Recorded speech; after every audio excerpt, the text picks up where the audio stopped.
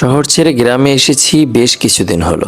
ঈদটাও এবার গ্রামেই কাটালাম। আজ ভাবলাম আমাদের গ্রামের একদম ভিতরে যে বিশাল তরমুজের রাজ্য আছে সেখান থেকে একবার ঘুরে আসি। প্রতি বছরই এই সময়টা আমরা ওখানে যাই, এবারও তার ব্যতিক্রম হলো না। বাড়ির ভাই ব্রাদারদের সাথে নিয়ে আমাদের যাত্রা শুরু হলো। কাদা আর নদী পার হতে হবে বলেই সবাই জুতা খুলে একেবারে খালি পায়ে নেমে পড়লাম। আমাদের গ্রামের নামটা যেমন সুন্দর, মমিনপুর, গ্রামটা দেখতেও ঠিক ততটাই চমৎকার। আমাদের গন্তব্য হলো মমিনপুর চর, যেখানে প্রতি বছর লক্ষ লক্ষ তরমুজের চাষ করা হয়। দেশের বিভিন্ন প্রান্ত থেকে ব্যবসায়ীরা এই মৌসুমে এখানে ভিড় করেন। 10-15 মিনিট হাঁটার পরেই আমাদের সামনে পড়লো নদী। তরমুজ খেতে পৌঁছাতে হলে আমাদের ছোট দুটো নদী পার হতে হয়। প্রথম নদীটা আমরা নৌকায় পার হলাম ঠিকই, কিন্তু দ্বিতীয়বার কোনো নৌকা পেলাম না। কি আর করার, জামা কাপড় ভিজিয়ে সাঁতার কেটেই ওপারে গিয়ে উঠলাম।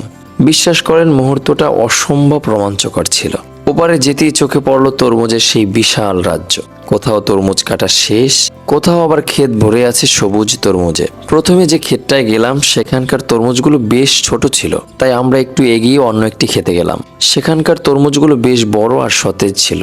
ক্ষেতের পাহারাদার ভাইকে অনুরোধ করতেই তিনি আমাদের দুটো তরমুজ খেতে দিলেন। সত্যি বলছি, তরমুজ খেতে বসে নিজের হাতে তরমুজ ছিঁড়ে খাওয়ার যে তৃপ্তি, সেটা বলে বোঝানো সম্ভব না। আমরা তো আসলাম, দেখলাম আর তরমুজ খেলাম, কিন্তু এই এক একটা তরমুজ বড় করতে একজন চাষিকে কতটা কষ্ট করতে হয় তা সামনে থেকে না দেখলে বোঝা যায় না। দিন নেই রাত নেই, সারাক্ষণ পাহারাদারি, রোদে পুড়ে বৃষ্টিতে ভিজে, কীটনাশক আর পানি দেওয়া, নিজেদের আরামের বিছানা আর সাজানো ঘর ছেড়ে তারা চরের উপর অস্থায়ী ঝুপড়ি বানিয়ে মাসকে মাস কাটিয়ে দেন, শুধু এই তরমুজগুলোকে বড় আর পরিপক্ক করার জন্য। তাদের এই যে হাড়ভাঙা খাটুনি, তা সত্যিই অতুলনীয়। এই পরিশ্রমের কোনো তুলনা হয় না। তাদের এই বিনিয়োগ আর ঘাম ঝরানো কষ্টের ফসল যেন তারা সঠিক দামে বিক্রি করতে পারেন, সেই শুভকামনা সবসময়ই থাকবে। চমৎকার সেই অভিজ্ঞতার পর ফেরার সময় ভাই আমাদের আরো দুটো তরমুজ উপহার দিলেন বাড়িতে নিয়ে আসার জন্য। তরমুজ খাওয়া শেষ করে আমরা আরো সামনে এগোলাম।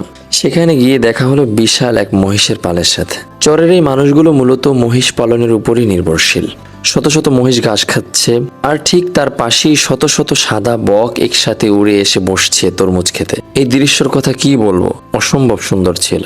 ফেরার পথে নদীতে একটা জাম্পেশ গোছল দিয়ে আমরা বাড়ির পথ ধরলাম। বেলা 11টায় বেরিয়েছিলাম, কিন্তু ফিরতে ফিরতে দুপুর 3টে বেজে গেছে। 3-4 ঘন্টার এই জার্নিতে একটুও ক্লান্তি ছিল না, কারণ সারাক্ষণ প্রকৃতির কোলেই ছিলাম। মাশাআল্লাহ, আমাদের মমিনপুর চর আর এই সবুজ প্রকৃতি সত্যিই অনবদ্য। তো গাইস, আজকের ভিডিওটি এখানেই শেষ করছি। যদি ভিডিওটি আপনাদের কাছে ভালো লাগে অবশ্যই লাইক, কমেন্টস, শেয়ার করে আমাদের সাথে থাকবেন। তো আপনাদের সাথে দেখা হবে আবার নতুন কোনো রোমাঞ্চকর ভিডিওতে। এই পর্যন্ত সবাই ভালো থাকুন, সুস্থ থাকুন। আল্লাহ হাফেজ।